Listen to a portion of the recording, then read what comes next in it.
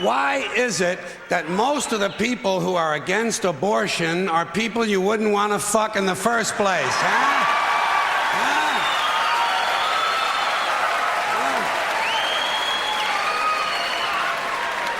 Boy, these conservatives are really something, aren't they? They're all in favor of the unborn. They will do anything for the unborn. But once you're born, you're on your own. Pro-life conservatives are obsessed with the fetus from conception to 9 months. After that, they don't want to know about you. They don't want to hear from you. No, nothing. No neonatal care, no daycare, no Head Start, no school lunch, no food stamps, no welfare, no nothing. If you're pre-born, you're fine. If you're preschool, you're fucked. You're fucked.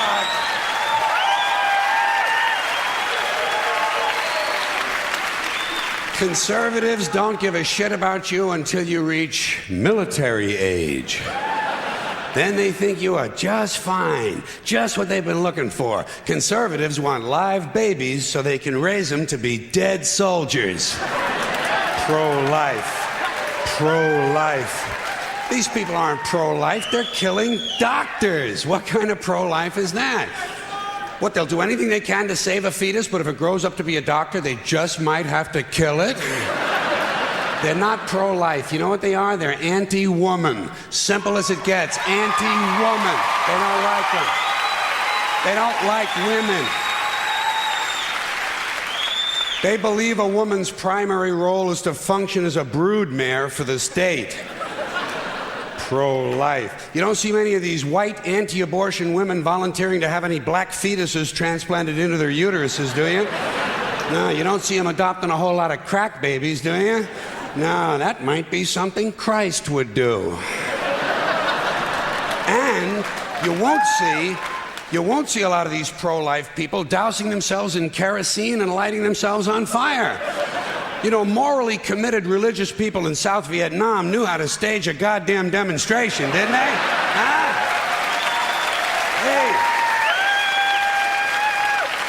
Hey. They knew how to put on a fucking protest. Light yourself on fire!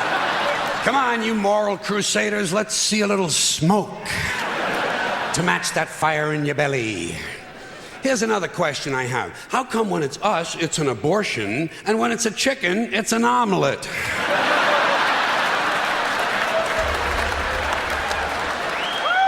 Wait.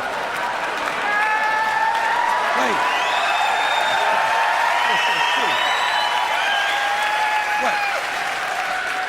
Are we so much better than chickens all of a sudden? When did this happen, that we passed chickens in goodness? Name 6 ways we're better than chickens. See, nobody can do it. You know why? Because chickens are decent people. You don't see chickens hanging around in drug gangs, do you? You don't see a chicken strapping some guy to a chair and hooking up his nuts to a car battery, do you? When's the last chicken you heard about came home from work and beat the shit out of his hen, huh?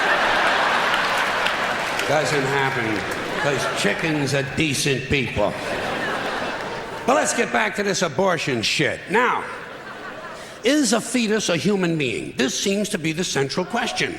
Well, if a fetus is a human being, how come the census doesn't count them? If a fetus is a human being, how come when there's a miscarriage, they don't have a funeral? If a fetus is a human being, how come people say we have 2 children and 1 on the way, instead of saying we have 3 children? People say life begins at conception. I say life began about 1 billion years ago, and it's a continuous process. Continuous, just keeps rolling along. Rolling along. I say, you know something? Listen, you can go back further than that. What about the carbon atoms? Huh? Human life could not exist without carbon. So is it just possible that maybe we shouldn't be burning all this coal? Just looking for a little consistency here in these anti-abortion arguments. See, the really hardcore people will tell you life begins at fertilization. Fertilization when the sperm fertilizes the egg, which is usually a few moments after the man says, gee, honey, I was going to pull out, but the phone rang and it startled me.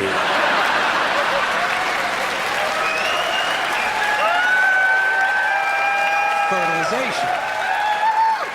But even after the egg is fertilized, it's still 6 or 7 days before it reaches the uterus and pregnancy begins. And not every egg makes it that far. 80% of a woman's fertilized eggs are rinsed and flushed out of her body once a month during those delightful few days she has.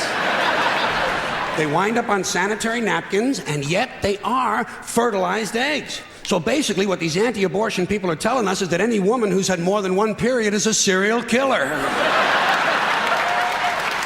Consistency. Consistency. Hey, if they really want to get serious, what about all the sperm that are wasted when the state executes a condemned man and one of these pro-life guys who's watching comes in his pants, huh? Here's a guy standing over there with his jockey shorts full of little Vinnies and Debbies, and nobody's saying a word to the guy. Not every ejaculation deserves a name. Now, speaking of consistency, Catholics, which I was until I reached the age of reason,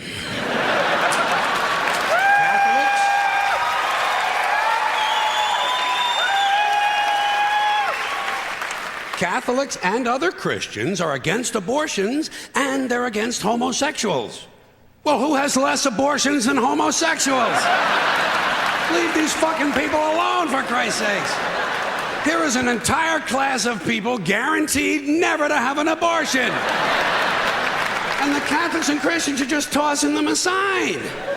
You'd think they'd make natural allies. Go look for consistency in religion. And speaking of my friends, the Catholics, when John Cardinal O'Connor of New York and some of these other cardinals and bishops have experienced their first pregnancies and their first labor pains, and they've raised a couple of children on minimum wage, then I'll be glad to hear what they have to say about abortion. I'm sure it'll be interesting. Enlightening, too. But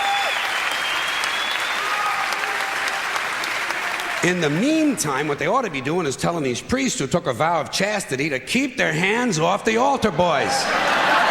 Keep your hands to yourself, Father. You know? When Jesus said, "Suffer the little children come unto me," that's not what he was talking about.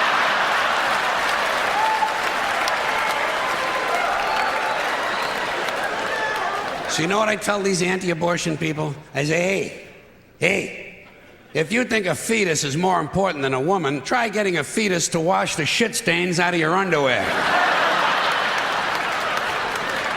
For no pay and no pension. I tell them, think of an abortion as term limits. That's all it is. Biological term limits.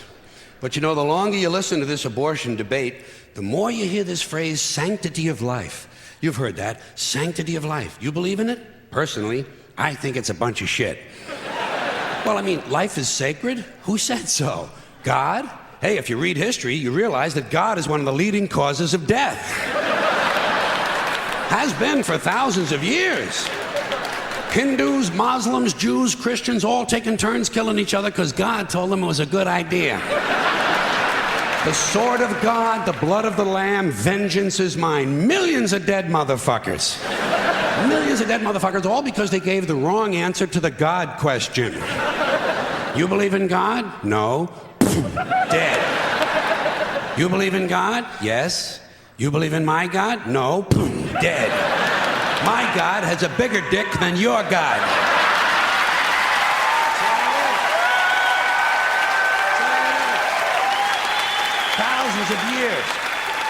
Thousands of years, and all the best wars, too. The bloodiest, most brutal wars fought, all based on religious hatred, which is fine with me, eh? Anytime a bunch of holy people want to kill each other, I'm a happy guy.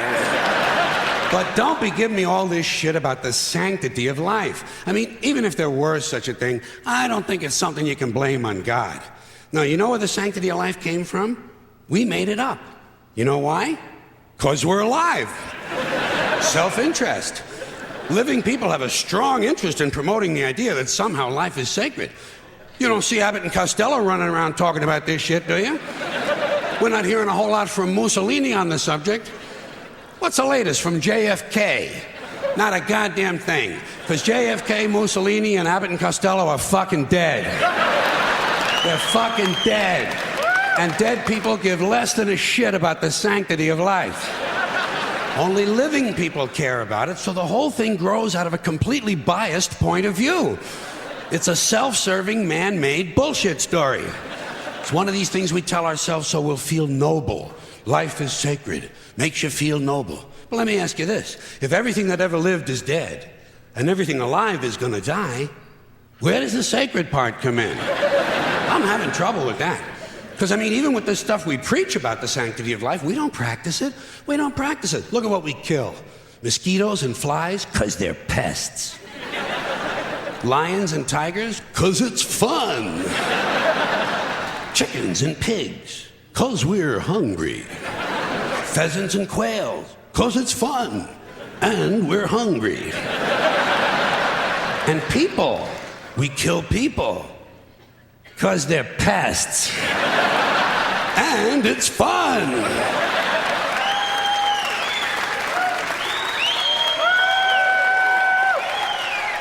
And you might have noticed something else.